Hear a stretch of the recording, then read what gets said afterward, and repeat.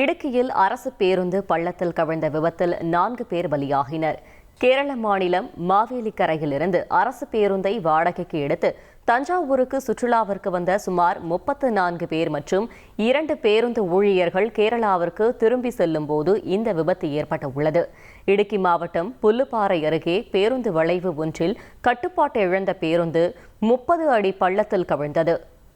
இந்த கோர விபத்தில் 4 பேர் உயிரிழந்தனர். மேலும் பேருந்தில் இருந்த 36 பேரும் காயமடைந்தனர்.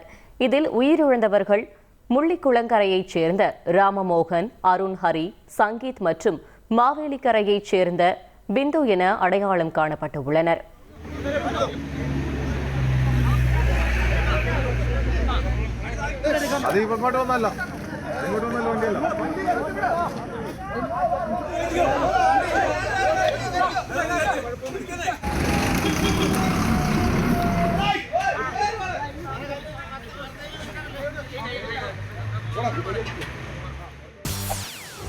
செய்திகளை உடனுக்குடன் தெரிந்து கொள்ள உடனே சப்ஸ்கிரைப் பண்ணுங்க.